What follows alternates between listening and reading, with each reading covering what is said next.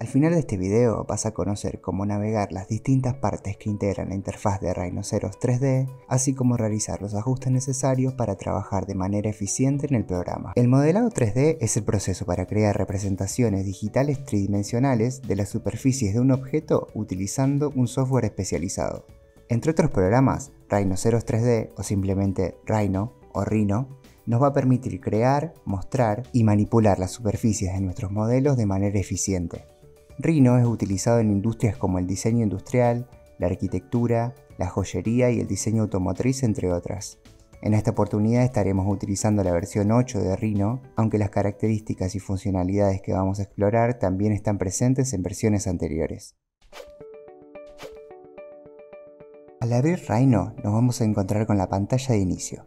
En la misma vamos a poder elegir una plantilla o template para comenzar a trabajar o bien abrir un archivo existente desde la pestaña Recent o Reciente u Open o Abrir.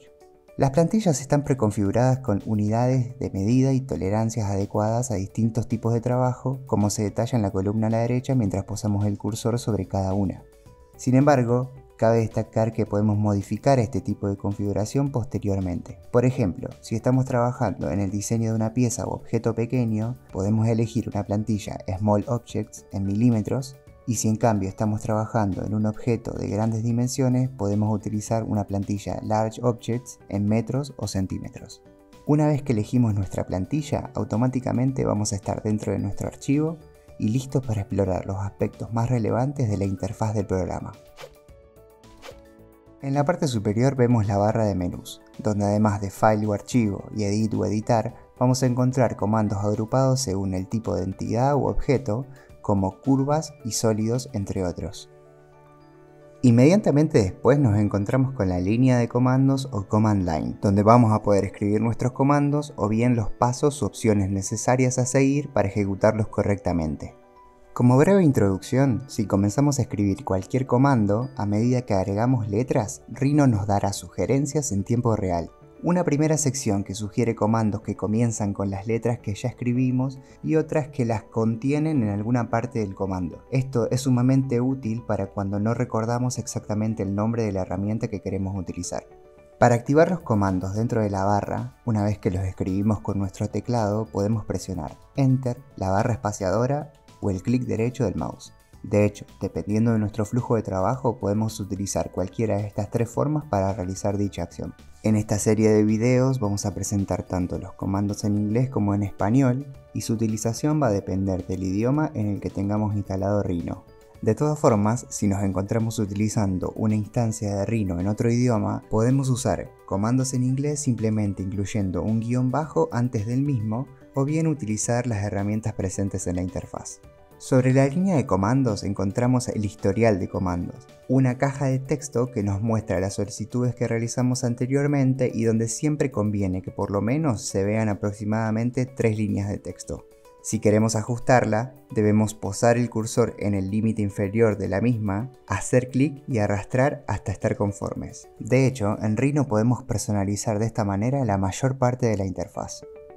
Además, contamos con distintas barras que contienen herramientas. Una barra horizontal, donde los comandos y herramientas se encuentran categorizadas en pestañas según su tipo o aplicación, y una barra lateral o barra de herramientas principal que se encuentra ubicada en la interfaz de forma predeterminada y que está íntimamente relacionada con la barra que nombramos anteriormente. De hecho, podemos observar que si navegamos entre las diferentes pestañas en la parte superior, la misma muchas veces se modifica expandiendo su contenido. En estas barras de herramienta vemos que Rhino cuenta con una iconografía bastante sugerente, y esto hace que su interfaz sea sumamente intuitiva. Cada icono representa la función del comando que activa o ejecuta. Si hacemos clic en el icono para ejecutar una polilínea, por ejemplo, se activa el comando para dibujar este tipo de curva. Esto es útil para acceder rápidamente a las herramientas que usamos con frecuencia, aunque no es la única manera, ya que también podemos escribir los comandos para ejecutarlos como hicimos anteriormente. A la vez, algunos de estos iconos presentan una flecha en la parte inferior derecha de los mismos. Si la presionamos, vemos que se abre un nuevo menú donde podemos elegir otros comandos y herramientas relacionadas, y hasta podemos arrastrar y ubicar este pequeño panel donde queramos. Otra cosa que podemos observar si posamos el cursor sobre las herramientas es que la mayoría cuenta con dos funciones, una que podemos ejecutar haciendo clic izquierdo y otra que podemos ejecutar haciendo clic derecho con nuestro mouse como lo indica el diagrama. Si bien la interfaz de Rhino es altamente personalizable, generalmente vamos a contar con algunos paneles indispensables ubicados a la derecha. De forma predeterminada podemos encontrar el panel de capas o Layers Panel, el panel de propiedades o Properties Panel, el panel Display o Vistas y el panel Ayuda o Help, entre otros. De todas formas, siempre podemos agregar o quitar paneles presionando sobre el icono en la parte superior de los mismos, seleccionando la opción Show Panels o Mostrar paneles. También esto lo podemos realizar desde la pestaña Windows o ventana en la parte superior del programa. En la parte inferior se encuentra la Status Bar o barra de estado, que nos muestra información como el sistema de coordenadas actual, la posición del cursor y el sistema de unidades que coincide con el que elegimos al crear un archivo nuevo. Además, la misma nos proporciona un acceso rápido a las capas y cuenta con una serie de botones que activan o desactivan funciones auxiliares como Grid Snap, Orthogonal, Planar, OSNAP, Smart Track, Gumball y Filter, entre otras que vamos a explorar más adelante. Ubicados en el centro y ocupando la mayor parte de la interfaz se encuentran los viewports. Por defecto, Rhino presenta 4 viewports, 3 con proyecciones ortogonales que incluyen las vistas top o superior, front o frontal y right o lateral derecha, y una con una vista tridimensional en perspectiva. Cabe destacar que estos viewports son ventanas que proporcionan una vista específica de un mismo espacio de trabajo 3D, es decir, donde se construyen nuestros modelos. Es importante entender que podemos realizar operaciones en cualquiera de ellos y ver los cambios en tiempo real en los demás viewports. Bajo la misma premisa, si activamos un comando, podemos movernos y trabajar simultáneamente entre estas vistas. Generalmente utilizamos la rueda del mouse para hacer zoom in y zoom out en todos los viewports por igual, aunque para desplazarnos, en los viewports bidimensionales podemos utilizar el clic derecho mientras movemos el cursor. En los viewports tridimensionales, como el de perspectiva, hacer clic derecho y mover el cursor nos permite orbitar en el espacio. Para desplazarnos, debemos presionar Shift mientras realizamos clic derecho y luego movemos el cursor. Si hacemos doble clic en el nombre del viewport en la esquina superior izquierda de cada uno, podemos maximizar esa vista en particular. Si queremos cambiar de vista, podemos realizar el mismo proceso o bien alternarlas utilizando las pestañas en la esquina inferior izquierda. Al abrir un archivo nuevo, Rhino presenta estos viewports como predeterminados. Sin embargo, podemos encontrar otro tipo de vistas y reemplazarlas desde el menú desplegable en la esquina superior izquierda de cada uno. En este menú podemos encontrar diferentes tipos de configuraciones a realizar, aunque la sección que nos interesa en este momento es Set View o Definir Vista. Acá vamos a poder elegir y cambiar el tipo de vista del viewport o bien restablecer las propiedades de una vista en particular. Específicamente en el viewport o vista en perspectiva, donde vemos al objeto tridimensionalmente, es posible modificar el valor de la distancia focal o focal length de la cámara para variar la apariencia visual de los objetos mientras trabajamos. Esto lo podemos modificar desde el panel de propiedades siempre y cuando no tengamos seleccionado ningún objeto. La distancia focal por defecto se encuentra en 50 mm. Desde este valor, cuanto mayor sea la distancia focal, más cerca se verán los objetos en la vista, y cuanto menor sea el valor, más alejado veremos los objetos hasta llegar a crear un efecto gran angular. Sumado a todo esto, Rhino ofrece distintos modos de visualización o display modes que permiten personalizar la forma en que se muestran los objetos dentro de cada viewport. Podemos encontrar estos modos de visualización ingresando al menú desplegable en la esquina superior de cada viewport. De esta manera, aplicarlos afectará únicamente a la vista desde la cual los seleccionemos. Entre los distintos display modes encontramos wireframe o alámbrico, usado generalmente en vistas con proyecciones bidimensionales, shaded o sombreado, utilizado durante el modelado 3D en vistas tridimensionales, rendered o renderizado, que nos muestra información sobre los materiales de nuestros elementos, ghosted o semitransparente, similar a shaded con transparencias que nos permiten ver a través de los objetos, y otros como X-Ray o rayos X, Technical o técnico, Artistic o artístico, Pen o tinta, Arctic o ártico y Ray Trace.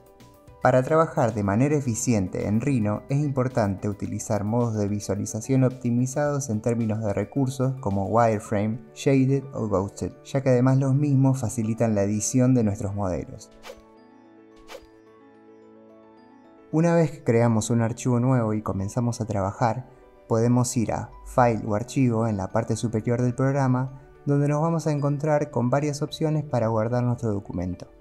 Entre las mismas tenemos Save o Guardar, Save As o Guardar como, Save Small o Guardar reducido, Incremental Saving o Guardado incremental, entre otras que podemos explorar más adelante. Si es la primera vez que guardamos, la opción Save o Guardar va a devolvernos una ventana emergente donde vamos a poder elegir principalmente la ubicación del archivo y la versión de Rhino en la cual queremos guardarlo. Sobre este punto, cabe aclarar que Rhino solo va a abrir archivos de la versión actual o anterior, es decir, que si queremos abrir, por ejemplo, un archivo guardado como Rhino 8 en una instancia de Rhino 7, no será posible hacerlo. Asimismo, recomendamos nombrar y guardar regularmente nuestros archivos mientras trabajamos en los mismos utilizando el atajo de teclado Ctrl+S en Windows o Comando+S en Mac. Configurar correctamente las unidades es determinante en la precisión y escala que van a tener nuestros modelos en Rhino. Dentro del sistema métrico y dependiendo del tamaño del o los objetos que vayamos a modelar, podemos seleccionar unidades como milímetros, centímetros o metros. Por ejemplo, para diseño mobiliario utilizaríamos milímetros, mientras que para arquitectura, dependiendo de la escala de lo que modelemos, trabajaríamos con el metro como unidad. Para ajustar las unidades de un archivo existente podemos hacerlo desde la barra de herramientas, presionando en el siguiente icono, o bien escribiendo el comando Options u Opciones en el teclado y dando Enter. Este es el panel de opciones, donde vamos a poder configurar la mayoría de los aspectos de este programa. Si vamos al apartado Units o Unidades en la columna a la izquierda, vamos a ver que sobre el lado derecho del panel tenemos algunas opciones para configurar. Para cambiar la unidad del archivo desplegamos el menú y elegimos la unidad deseada. En este caso vamos a dejar el archivo en metros. La opción Absolute Tolerance o tolerancia absoluta define la precisión de las operaciones geométricas que vamos a ejecutar en Rhino, es decir, en nuestro modelo 3D. Con una tolerancia más baja como 0.01 o 0.001, la precisión va a ser mayor. Será ideal para modelos pequeños o medianos y detallados. Mientras que con una tolerancia más alta, como podría ser 0.1, la precisión será menor, aunque puede ser suficiente para modelos más grandes. Sumado a esto, en este apartado podemos configurar los decimales, que nos van a permitir controlar la precisión visual de las dimensiones mostradas mientras trabajamos. Siempre conviene tener entre 2 y 3 unidades decimales a la hora de trabajar. Desde el panel de opciones también podemos modificar la apariencia de algunos elementos de la interfaz, siempre tratando de no perjudicar la experiencia a la hora de trabajar. Por ejemplo, para cambiar el color de fondo del espacio de trabajo, o bien de elementos como la rejilla o grid, podemos desplegar el apartado Appearance o Apariencia y luego seleccionar Colors o Colores. Esta grilla, rejilla o grid es un elemento que nos permite tener una referencia visual de las unidades mientras modelamos. Podemos encontrar más detalles sobre la misma en el panel de opciones dentro del apartado grid o rejilla. En el mismo vamos a observar que contamos con la posibilidad de configurar cuánto queremos que se extienda la grilla o introducir valores específicos para la modulación de la misma en relación a las unidades que elegimos previamente. Acá podemos ver que contamos con dos tipos de modulación en la misma grilla, una menor y una mayor. Sin entrar en detalles en relación a los comandos que vamos a utilizar y previo a dibujar la gran variedad de objetos que nos ofrece Rhino, debemos conocer algunas herramientas auxiliares o modeling aids que podemos utilizar a nuestro favor a la hora de modelar. Para lo mismo vamos a ver la sección central de la barra de estado o status bar, donde encontramos los botones para encender, apagar o configurar dichas herramientas. Primero encontramos la opción Grid Snap o forzado de rejilla, que básicamente va a utilizar la modulación de la rejilla para referenciar los movimientos que vayamos a realizar, ya sea mover, copiar o crear objetos. En síntesis, cualquier opción de Snap o Snapping lo que hace es pegar o ajustar la dirección o posición del cursor tomando otros objetos como puntos de referencia. La segunda opción que encontramos es orthogonal, que también se trata de un tipo de opción de snapping de tipo direccional o angular. Es decir, que por defecto va a restringir los movimientos a ángulos de 45 o 90 grados. Para entender el funcionamiento de planar o plano, conviene volver a la vista donde contamos con múltiples viewports y comenzar a dibujar, por ejemplo, una curva. El primer punto de la misma lo vamos a establecer dentro del viewport top o superior, para luego pasar a dibujar otros puntos sobre la vista front o frontal. Lo que nos asegura esta opción es que los puntos que insertamos luego que comenzamos a dibujar la curva en la vista superior se mantengan dentro del mismo plano de construcción cuando seguimos dibujando el mismo elemento en otra vista, en este caso la frontal. Esto también ejemplifica que podemos trabajar simultáneamente en uno o más viewports, ya que son ventanas al mismo espacio 3D. Si queremos eliminar elementos, podemos seleccionarlos y presionar Delete o eliminar en el teclado. En cambio, si queremos retroceder o deshacer alguna acción, siempre podemos presionar el atajo de teclado Control Z en Windows o Comando Z en Mac. Para rehacer cambios, podemos presionar Shift Control Z en Windows o Shift Comando Z en Mac. Luego nos encontramos con OSNAP o referencia a objetos. Esta es una opción de snapping que prioriza la posición de ciertos atributos en otros objetos para referenciarnos mientras trabajamos. Si la herramienta está activada, vamos a contar con un panel ubicado en la parte inferior de la barra lateral izquierda que contiene una serie de atributos de referencia que vamos a encontrar en la mayoría de los objetos con los que trabajemos. El atributo End se refiere a Endpoint, es decir, el inicio o final de un segmento, o un vértice en el caso de superficies o sólidos. Near, al que recomendamos activar únicamente cuando sea necesario, refiere a un punto cercano al cursor con el que el programa pueda referenciarse a la hora de realizar una operación. Por otro lado, Point refiere a cualquier punto dentro del espacio de trabajo. Mid o Midpoint se refieren al punto medio de un segmento o borde de un sólido o superficie. Cen o Center considera el centro de objetos que cuenten con este atributo como objetos cerrados a partir de circunferencias, elipses, arcos y demás. Int o Intersection se refiere a la intersección tanto entre elementos como curvas, bordes, planos o caras de una superficie, sólido o polisuperficie.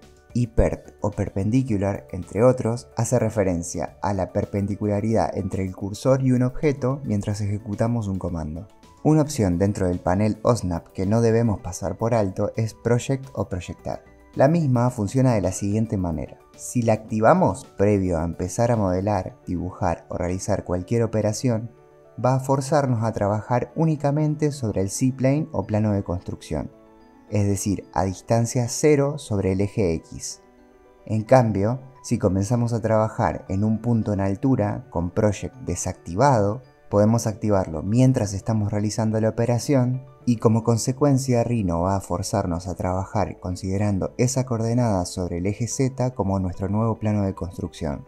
Esta opción es muy útil, pero a la vez puede causar problemas mientras trabajamos especialmente en vistas bidimensionales y no tenemos en cuenta si está activada o no. SmartTrack se trata de un sistema de guías y puntos de referencias temporales. El mismo funciona utilizando tanto las relaciones implícitas entre puntos y geometrías en el espacio como las direcciones de los ejes de coordenadas. Estos elementos de rastreo se van a mostrar únicamente cuando estemos ejecutando un comando. Si ejecutamos, por ejemplo, el comando línea y nos acercamos a un elemento dentro del espacio de trabajo, vemos que comienzan a aparecer puntos destacados y que al alejarnos o cambiar de posición el cursor se generan líneas temporales en diferentes ángulos que coinciden con los que nos arroja el modo ortogonal. Esta opción nos va a ayudar a dibujar y modelar en relación al entorno de trabajo, ya que tomará como referencia la mayoría de los atributos que nombramos anteriormente y además nos va a permitir agregar o capturar nuevos puntos inteligentes según sea necesario. Para lo mismo debemos acercarnos al elemento o coordenada en el espacio que queramos tomar como punto de referencia y presionar Control en Windows o Comando en Mac para agregar nuevos puntos. Como dato extra, si nos acercamos a un punto que hayamos creado de esta manera y volvemos a presionar Control o Comando, vamos a eliminarlo y Rhino ya no lo tendrá en cuenta como referencia. Por último, contamos con Gumball, una de las herramientas más importantes dentro de Rhino. Con Gumball activado, a primera vista no vemos ningún cambio. Sin embargo, cuando seleccionamos un elemento o un grupo de elementos, sobre los mismos aparece una especie de control interactivo que va a ayudarnos mientras modelamos. Entre otras, sus funciones principales son mover, escalar y rotar los objetos en el espacio, aunque esto va a depender de la vista en la que nos encontremos trabajando. En principio, el sistema de referencia que va a utilizar Gumball, por defecto, es el plano de construcción o Z-Plane. Sin embargo, dependiendo del tipo de trabajo que estemos realizando, desde la barra inferior y haciendo clic derecho en la herramienta, vamos a poder seleccionar otro sistema de referencia para utilizar. En principio, esta herramienta nos permite mover los objetos sobre los ejes X, Y o Z si mantenemos el clic sobre una de las flechas y desplazamos el cursor. La flecha de color rojo representa al eje X, la flecha de color verde al eje Y y la flecha de color azul al eje Z. Otra forma de realizar la misma acción es haciendo un único clic hasta activar la caja de texto, la cual nos va a permitir introducir una distancia numérica y luego dar Enter para efectuar el movimiento sobre el eje que hayamos elegido. Además vamos a poder rotar libremente sobre los mismos ejes o presionando Shift mientras movemos el cursor para restringir el ángulo de rotación a incrementos de 45 grados. Utilizando esta última opción, básicamente estaríamos activando temporalmente el modo ortogonal. También podemos escalar los objetos utilizando los tiradores correspondientes a cada eje. Si solo utilizamos un tirador, vamos a escalar únicamente en esa dirección. Si utilizamos un tirador mientras presionamos Shift, vamos a escalar proporcionalmente en las tres dimensiones. Por último, si presionamos Alt en Windows o Opción en Mac, mientras realizamos cualquiera de estas operaciones, vamos a crear una copia del objeto.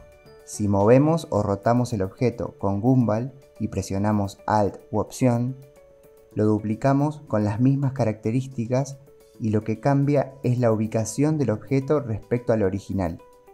Si lo escalamos mientras presionamos Alt u Opción, la copia del objeto va a cambiar sus proporciones en relación al objeto original. En esta sección vamos a explorar el panel de capas o Layers Panel, así como los elementos que lo componen. Este panel nos va a permitir organizar y gestionar los objetos dentro de nuestros proyectos. Podemos encontrarlo predeterminadamente en la parte derecha de la interfaz, aunque si no contamos con el mismo podemos buscarlo en la pestaña Window o Ventana en la parte superior del programa. En la parte superior del panel contamos con botones para crear una nueva capa o layer, crear una nueva subcapa o sublayer, eliminar capas o subcapas, cambiar el orden de las capas y subcapas dentro de la lista, lo cual no afecta la visibilidad ni el orden de los objetos en el espacio de trabajo. Además podemos establecer filtros de capas sobre las existentes, gestionar las columnas dentro del panel y por último contamos con un menú de acciones que podemos realizar sobre el contenido del mismo. Antes de explorarlo debemos entender cómo funcionan las capas en Rhino. Las mismas son contenedores dentro de los cuales vamos a organizar nuestros objetos, ya sean bidimensionales como tridimensionales. Los criterios de organización que utilicemos van a depender principalmente del tipo de proyecto que estemos realizando. En algunos casos vamos a nombrar y organizar las capas por tipo de objeto, función, material o bien utilizando un criterio más elaborado. La primera columna que encontramos es donde va a aparecer el nombre de la capa propiamente dicha. Es decir, donde vamos a escribir el nombre al crear una nueva capa o bien renombrar las existentes. Esto lo podemos realizar haciendo clic derecho sobre la capa y seleccionando la opción Renombrar o Rename, o bien haciendo doble clic hasta que se habilite una caja de texto. Nombrar correctamente las capas es importante a la hora de trabajar en cualquier programa de este tipo. Si hacemos doble clic sobre la segunda columna vamos a activar la capa de trabajo, es decir, la capa que se le va a asignar a todos los objetos que creemos luego de activarla. Como vemos, dicho estado se simboliza con un tic sobre la misma columna. Luego encontramos la columna de visibilidad, es decir, donde podemos elegir si los objetos dentro de una capa se van a visualizar o no en los diferentes viewports o vistas. La cuarta columna nos permite bloquear y desbloquear el contenido de una capa. Si una capa está bloqueada, los elementos dentro de la misma no podrán ser editados. En la siguiente columna podemos modificar el Display Color o color de capa. El mismo tiene como propósito distinguir los elementos dentro del modelo. La sexta columna nos permite elegir un material que se va a asignar a los objetos dentro de cada capa. Luego encontramos columnas que nos dejan configurar el tipo de línea o line type, el color de impresión o print color y el espesor de línea de impresión o print width, entre otras opciones avanzadas. Sobre esta sección cabe aclarar que si bien las configuraciones que hagamos sobre cada capa van a afectar directamente los elementos dentro de la misma, si seleccionamos cualquier objeto y nos dirigimos al panel de propiedades, tenemos opciones para cambiar individualmente las características de los mismos. Por defecto, en cada casilla deberíamos tener seleccionada la opción By Layer o según capa. Esto quiere decir que el objeto va a heredar las características de la capa. Sin embargo, siempre tenemos la posibilidad de asignar otros atributos sin la necesidad de cambiar el objeto de capa. En relación a esto último, si queremos cambiar el objeto de capa, podemos seleccionarlo, desplegar el menú en la parte inferior del programa y elegir la capa deseada. A la vez, podemos realizar la misma acción desde el panel de propiedades sobre la sección Layer o capa.